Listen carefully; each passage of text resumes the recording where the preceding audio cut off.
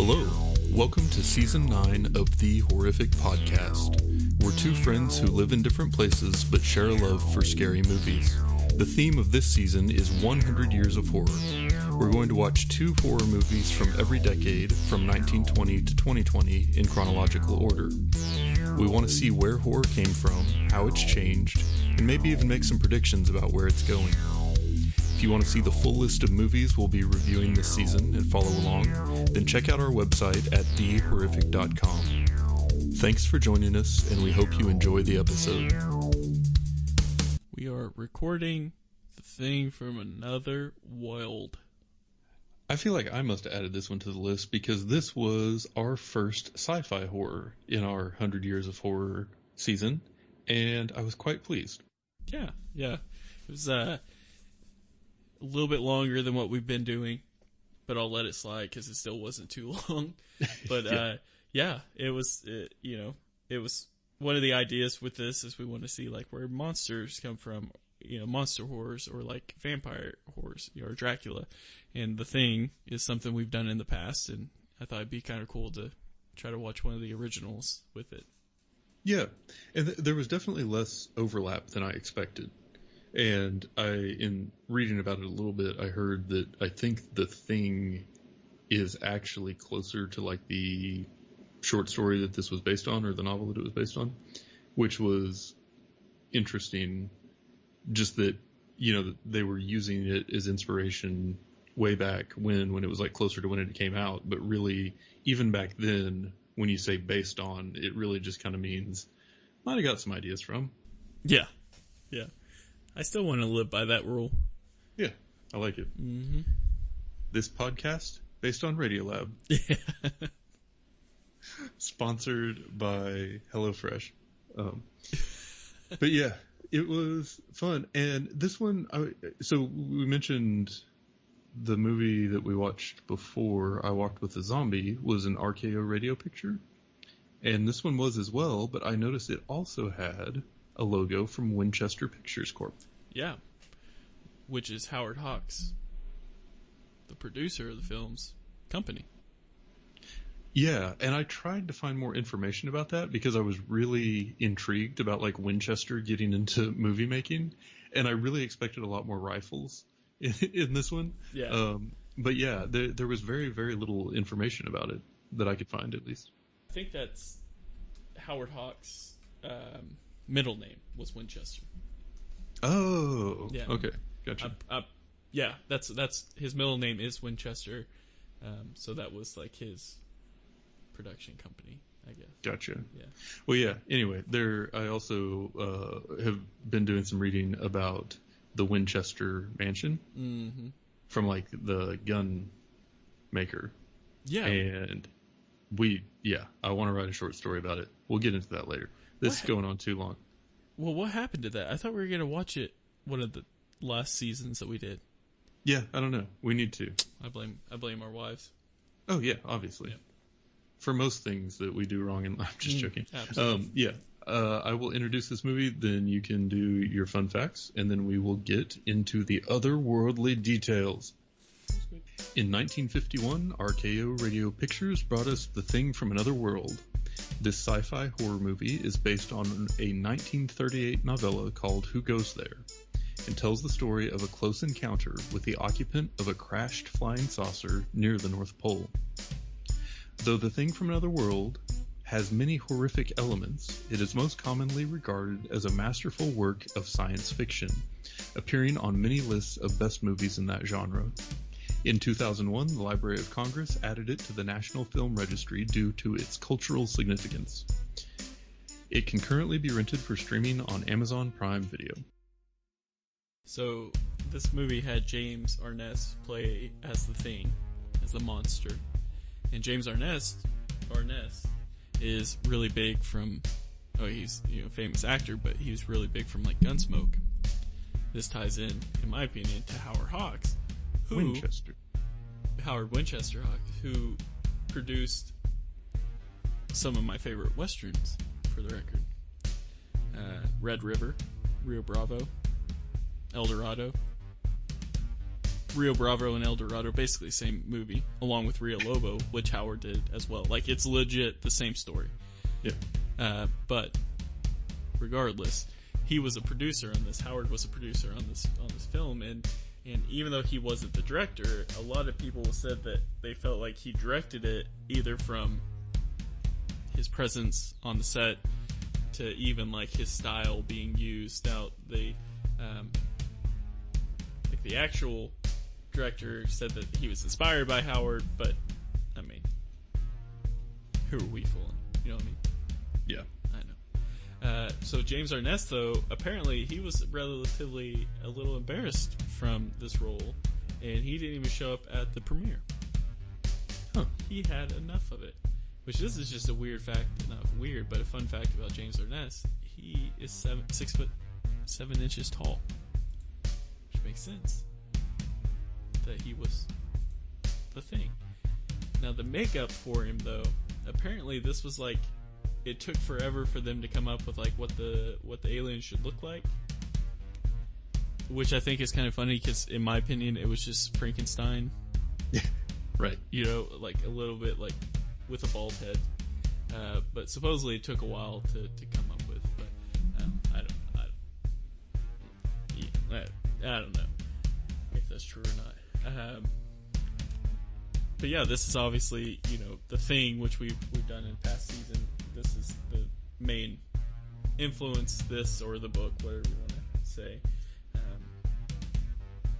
which is a little exciting because in some pieces it did remind me of that of the 1980s film, but you know, we'll get into that when we get over these facts. But those are my facts that I have for this film. Or I should have just said about James Arness and Howard Hawks. Yeah. Tomato. Mm-hmm.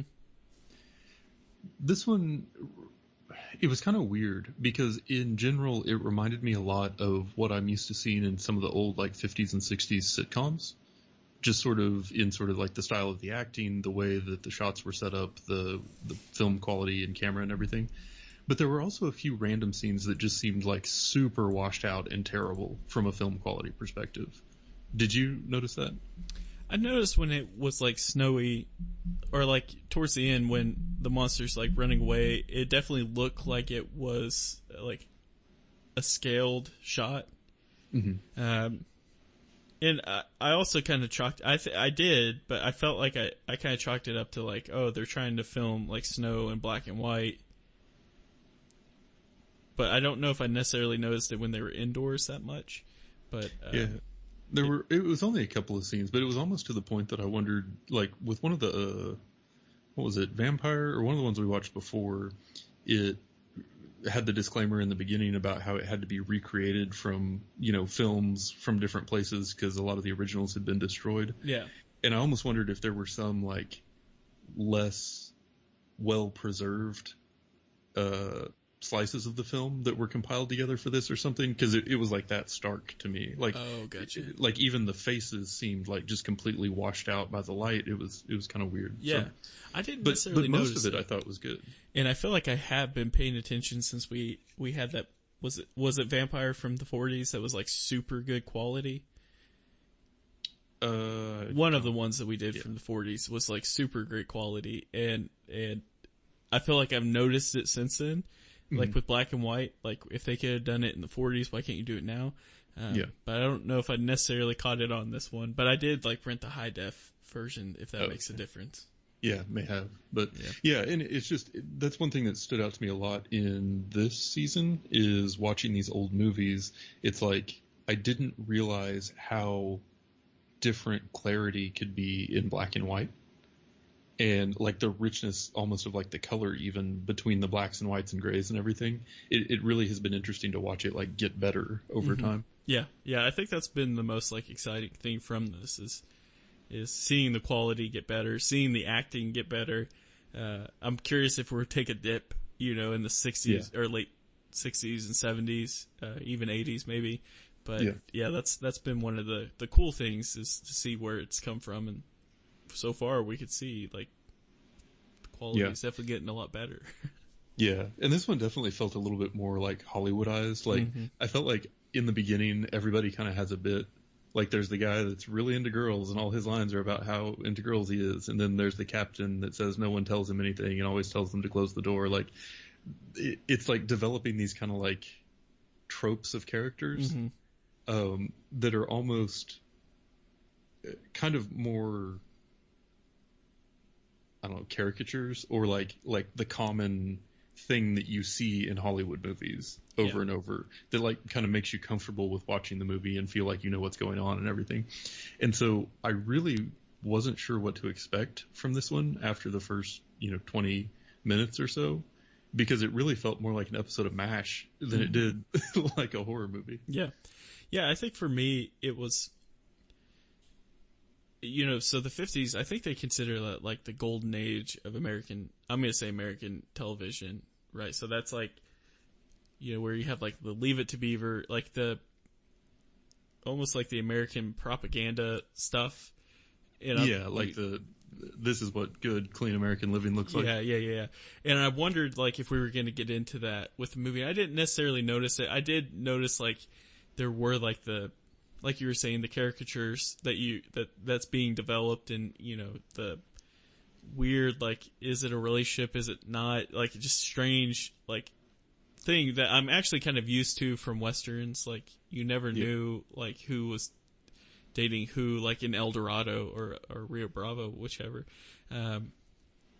But so you're kind of used to that. Maybe it's a Howard Hawks thing, I don't know. But I was pleasantly surprised that it didn't involve much of the that golden age, quote unquote golden age cinema, but it still did I feel like in a way, with the ending being relatively happy ending.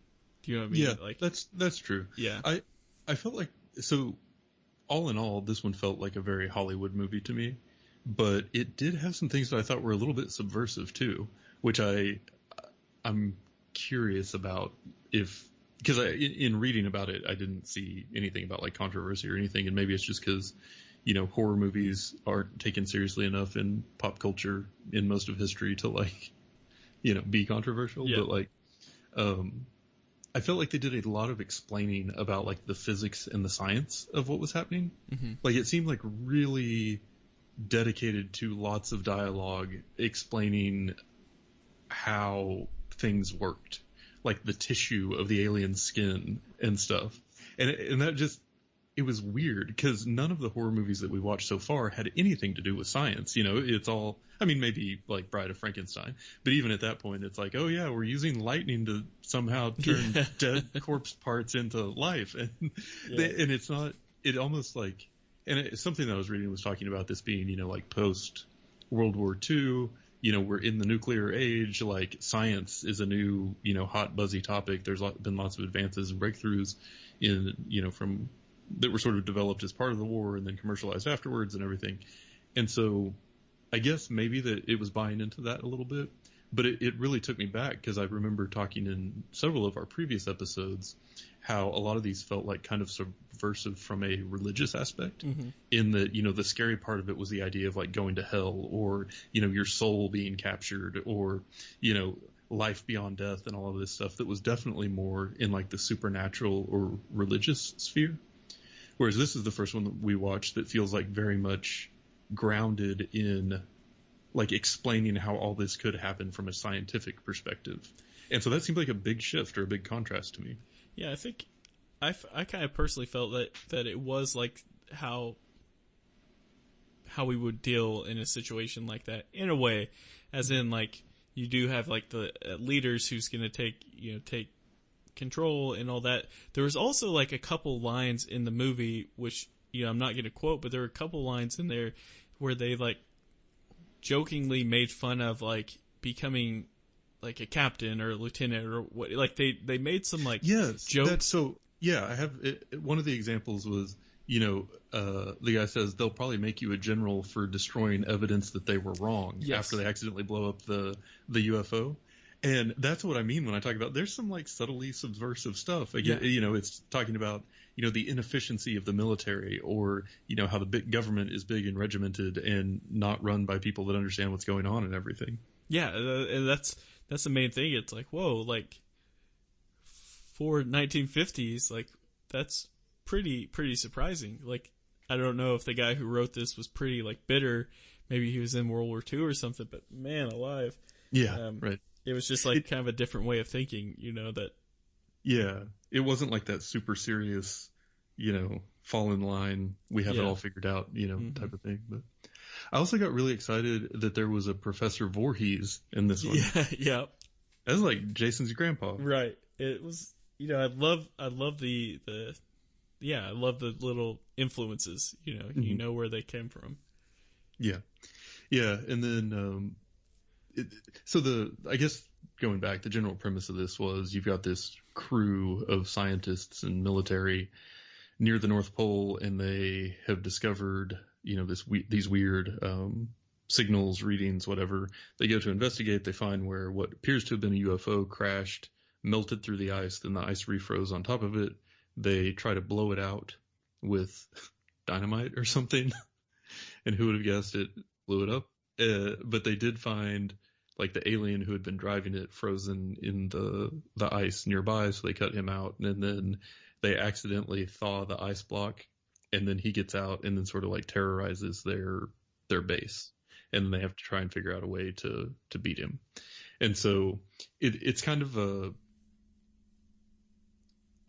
not a real complex story. You didn't have a lot of like side storylines or a lot of stuff you had to like try and figure out or whatever. But it seemed like they really were trying to focus on like the science of it and the idea of creating a conceivably realistic situation.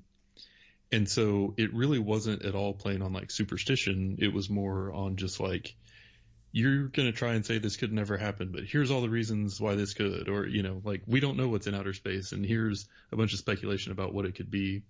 And so I think it really kind of taps into like the imagination of a time when all of that seemed kind of like new and magical. And I think that a lot of that still works today. Like a lot of what they were doing in this movie, I think still is like effective in sci-fi horror today. Yeah. And from what I was reading, it was basically saying like this kind of kicked off like the sci-fi genre, of the 50s. Like this was like kind of the forefront of those. I did think it was almost like a Frankenstein situation though, in a way, because like, when they defrosted the alien, like the guy just straight up went into like panic mode and like shot him a couple times. And it's how do we not know that he wasn't gonna be like, hey, thanks, appreciate you. Oh, sure. Yeah. I'll just eat these like dogs, like if I need blood. Yeah. But I just, it was kind of funny because it's like, well, they didn't know. Like, of course I would be pissed off, like, if I just woke up and got, like, shot. Yeah. Yeah, well, for sure. And I think that was kind of one of the things, too, that I thought worked out about it well from a horror perspective, was just the idea of, you kind of had that.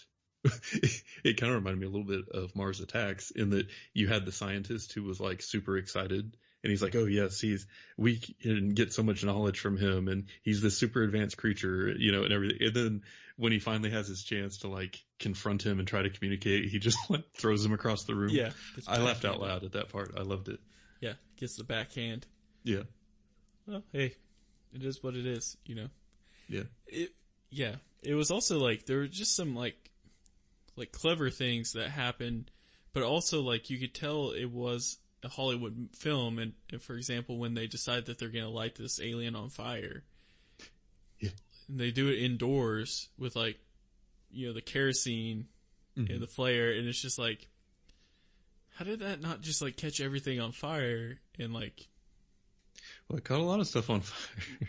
Right. Yeah, but it didn't bring the whole building down, which I think would have been worse. But it was just, there were a couple like Hollywood things. The other thing, which I thought was kind of clever, because when the aliens come in and they're trying to get him to walk on like the boards, to electrocute him at the end, like it was kind of like a dramatic moment where they're like, he's not on, like he needed to walk along these planks, and they're like, he's not on the planks. Like, what are we gonna do? And this guy was just like, fuck it, I got it. And just like slid a pickaxe or axe at him or whatever. And the alien just jumped to where he was supposed to be.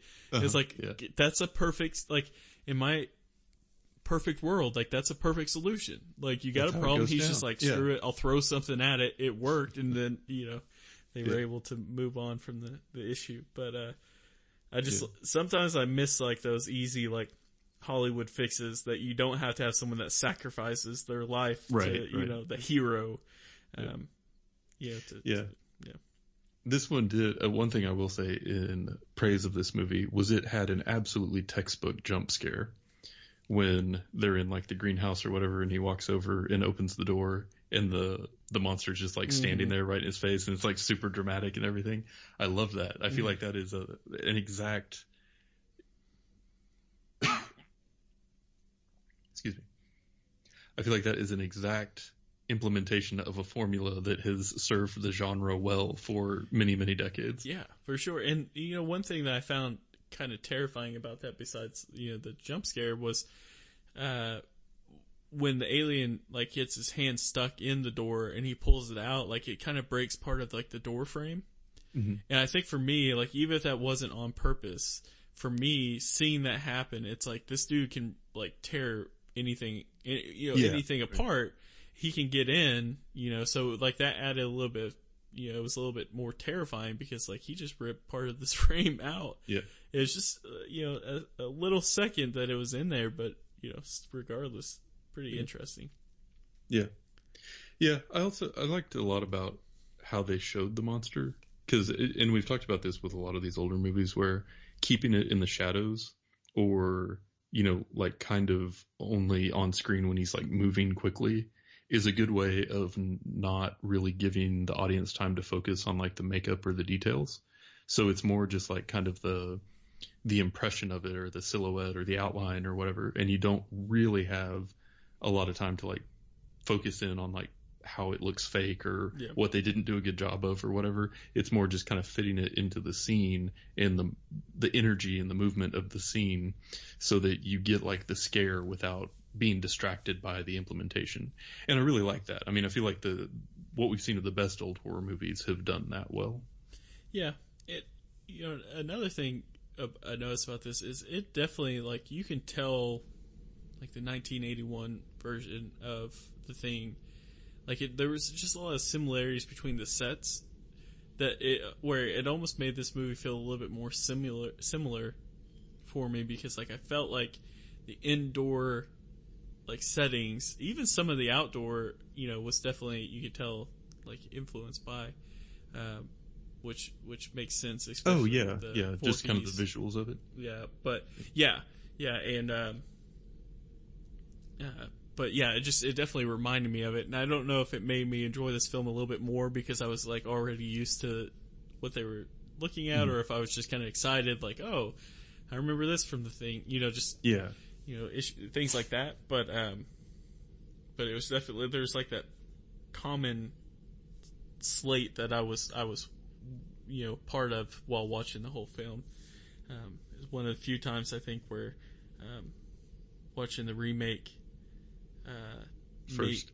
Watching the remake first actually kind of helped the first film, especially when it's this old. Yeah. Yeah. Also, speaking of things that are this old, have we talked about fainting on the podcast? I don't think we have. So you hear a lot about like in these old movies, and what made me think about this was towards the end, they finally electrocute the alien. They seem to have effectively killed it. They finally tell Scotty, who's kind of the wise talking reporter, that he can get his picture of it. And then as soon as he has the opportunity, finally he faints. And then I feel like that was kind of like a thing you always hear about in like old movies and old TV shows, but also like with old horror movies. It was like, it was so scary, people were fainting in the theater. And I just like, how out of place would that be in modern society? You know what I mean? Like when was the last time you were out in public and like one car rear-ended another and somebody was so surprised by the sound that they fainted? Right. You know what I mean? Yeah. Like, and then it makes you think like, well, how common was that really back then? Yeah. Because just because I feel like if you turned on the evening news now, the whole family would just be out Yeah. like immediately. It was just like done, Start like the fainting. average thing you see. And so maybe like TV and video games and movies and everything have desensitized us to a point that that's just not really like a thing anymore. But I'm just so intrigued by this idea of that being anyone's response to something. Yeah. And if you think about it, so he's like on the job and they're like, all right, we killed the alien. And he's just like, oh, and you just imagine him at like a crime scene and Like, quit getting this guy out here. All he does is fucking pass out. he's like, sir, we need a photo of the crime scene. Be careful, it's really bloody in there. He's like, oh, I'm sure I'll be fine. Oh, Yeah. and it's just gone. Like, As soon as he walks through the door, just faints. Yeah. Oh man. Yeah. I'll tell you though, it's nothing like that in films, man. When you pass out, phew, granted mine was from blood drawn. God dang, man. Yeah. Is it a trip? Yeah. You're just out. There's no, Could you- slowly laying down. Could you imagine what would your wife think if the two of you were sitting there watching a horror movie together and there was a jump scare and you were just like, oh. Yeah. I mean, I think if I could find someone out there that could be my bud that would, like, pass out, like, in situations like that. Oh my God, yes. I would, I would be the worst friend to him. Yeah, because you would never stop trying to scare them. Right. Yeah. Just like come up behind him and like clap and Yeah. like really loud and just to have him like faint. I would buy like cymbals from a marching band. Yeah. I mean, if you think about it, though, it's like the perfect crime in a way of like saying like all these people passed out at these films because you don't have proof. Like, there's no way to prove that. Like now, it's like if people were passing out, people would have a cell phone out, you would catch it. Yeah, right. Back then, Well, it's and like that- you had to take the word for it. You know? And that's what I'm getting at too. Is they talk about it like it's so normal. Like, oh yeah, people would just pass out at these movie premieres, and you're like, and the whole crowd was just like, oh yeah, somebody passed out. Not like, holy crap, we need to call a doctor. You know, Right. Just, Yeah. anyway.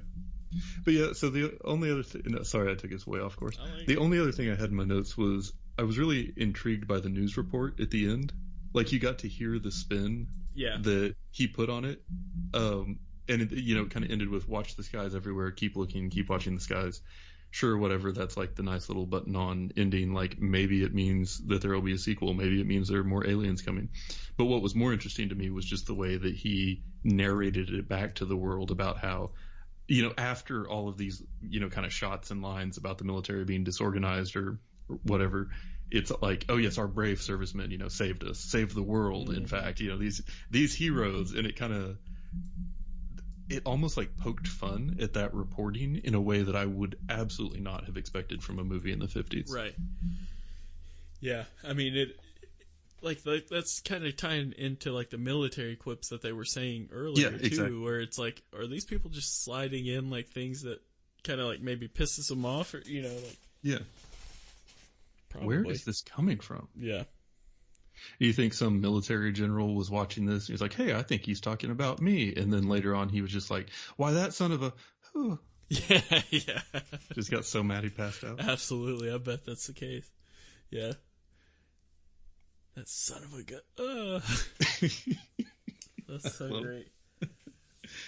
Oh, to time travel. But anyway, yeah, this was our first foray into the 1950s, and I enjoyed it. And I like that we got an old sci-fi horror. It reminds me of my Uncle Norman. He always had a really strong affinity for those old sci-fi movies. And so watching this kind of made me think about being, back at their house, watching them together and listening to him talk about, kind of the history of it and everything. It was cool. Yeah. Yeah. It's definitely nice to throw in. I mean, cause we're still early in this decade, or in this 100 years of horror. I feel like, and so we've, not too long ago, we were just watching silent films that were, that kind of made sense, kind of didn't, and now we're getting full, like, actual films. And not only that, it's a whole, total separate genre with sci-fi. That's just, which, looking on to it, it wasn't ever, like, my biggest favorite, but just like looking at the possibilities that you can have from sci-fi, it definitely makes you, enjoy it a little bit more, because no one knows what aliens really look like, or anything like that. It's kind of up to interpretation. Well, sure. And I mean, if you take it back this far, at their roots, sci-fi and horror as genres kind of came from really similar places in a lot of ways. Yeah, so, for sure. Yeah. But anyway, we will be back next time with another movie from the 1950s. And Them. Who? That's what it's called. What's called? Them. Who? They. Where? Oh. And that's it for today's episode. If you've listened this far, then thank you, and we hope you've enjoyed it. We're always looking for new ideas, so if you have any questions, comments, or movie suggestions, please send us an email at thehorrificpod@gmail.com, or feel free to comment on or message our Facebook page. Just search for The Horrific Podcast. Thanks for listening.